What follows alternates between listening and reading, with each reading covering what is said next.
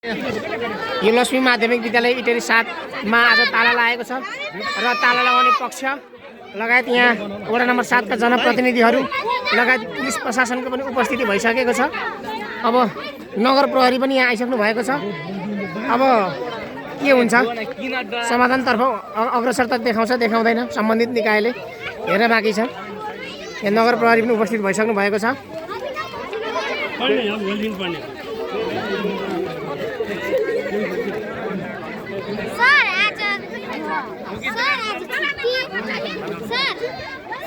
यो भनेको तपाईलाई व्यवस्थापन समितिको अध्यक्ष बनाउनलाई 1.5 वर्ष भइसक्यो। 1.5 वर्षदेखि तपाईले व्यवस्थापन समितिको अध्यक्ष बनेको छैन। त्यसले गर्दाखेरि यहाँको जनता जति विद्यार्थी छ नि 3 वटा मास्टरको दरबन्दी छ। व्यवस्थापन समितिको अध्यक्ष नआइकन तपाईलाई त्यो दरबन्दी यहाँ आउँदै आउँदैन। 30-20 लाख नगरेर 10 लाख बराबर 30 लाख रुपियाँको बजेट नै आएको छ।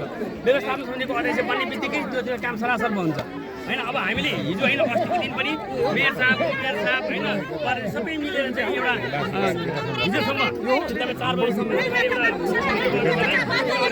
दिएको नबनाएपछि प्रत्येक दिन तपाईँलाई 3 घन्टा यहाँको विद्यार्थीहरू घाम तागेर बस्नुपर्छ 3 वटा मास्टर नभएपछि। माध्यमिक भइसकेको यो स्कुल हो। माध्यमिक भइसकेको स्कुलमा तपाईँले प्राविको दरबन्दी भएको मास्टर साहब यसम्म हेडमास्टर हुन्छ भने चाहिँ हामीलाई त अब माविको दरबन्दी आउँछ माविको हेर्छ चाहियो।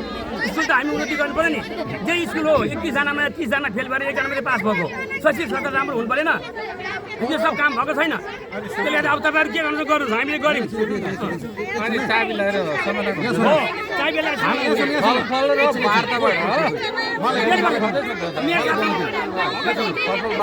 यो कुरा हामी नगरमा पनि बसिसकेको वडामा पनि हामी बसिसकेको बस्दा 1.5 वर्ष भइसक्यो। अहिलेसम्म निकास किन नदिएको किन नबनाएको यो ठिक छ। एउटा सिस्टमले बनाऊ अभिभावकबाट भोटिङ गराउन त जसलाई पनि बनाऊ। राजनीतिक दल चाहिँदैन। अभिभावक सिस्टमले को बन्छ अभिभावकबाट बन्छ कि यहाँ बुद्धिजीवीबाट बन्छ कि जग्गादाताबाट बन्छ कि कसलाई बनाउने। राजनीतिको पार्टीको कुरा हामी नगरौँ। बनाउनु बन्नु चाहिँ पर्यो नि त। नबनाउने कारण के हो नबनाउने कारण चाहिँ के हो। आज बन्नु पर्यो आजै बनाउनुहोस् न। आज बनाउनु यो चाबी खोल्छ यदि बनेर भने चाबी खोल्छ अनिश्चितकालको लागि बन्द हो। को फुटाउँछ तालु फुटाएर देखाउनु त यहाँ फुटाएर देखाउनु कोही निकास दिनु अनि फुटाउनु हामी आफै खोलिदिन्छु। यदि निकास भएन भने आज अध्यक्ष बनेर भने वडा र स्कुल खुल्दैन अनिश्चितकालको लागि हो। हतरी लाउँछ भने लगाऊ मलाई ताला हाल्नु पर्ने लगाऊ र कसले यो ताला फुटाउँछ फुटाएर देखाउनु। म त्यसलाई फुटाऊ को फुटाउने फुटाएर देखाउँ यहाँ आज लु।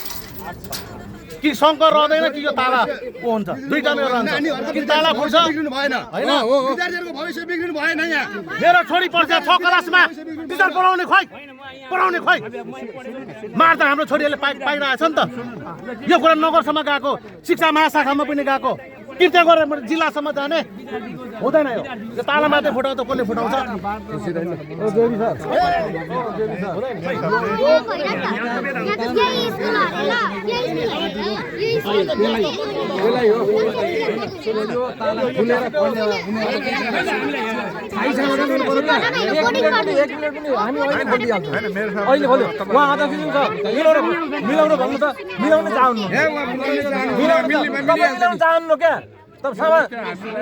सुनेको तपाईले 2 वर्ष सुन्यौ हामीले सुन्नु न।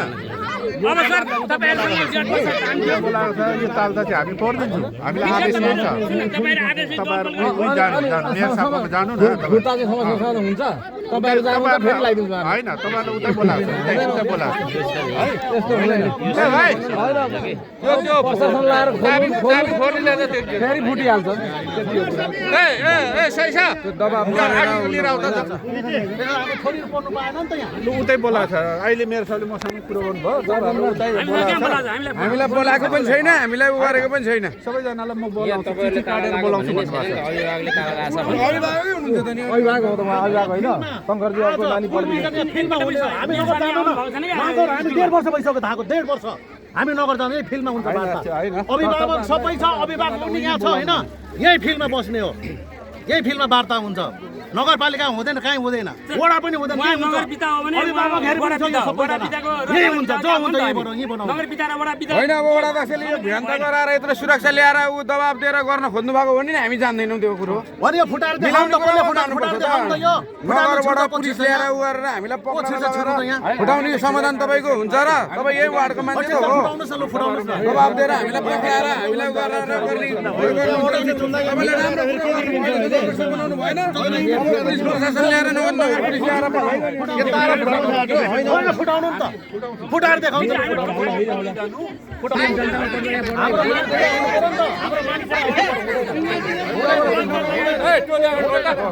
हुनु परेन हुँदैन होइन हामी हामी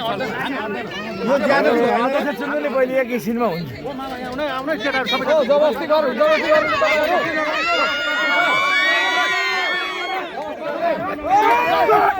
जबरजस्ती भएको छ यहाँनिर है लुटपाटहरू भइरहेको छ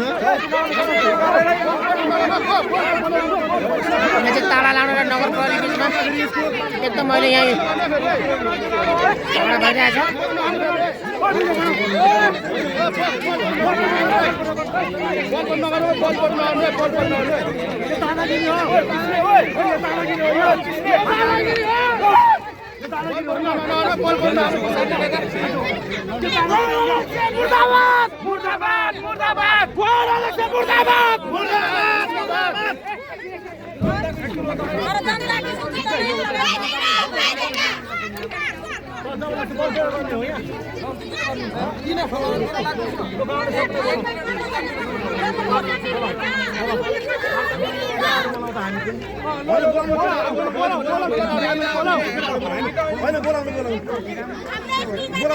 बोलाउनु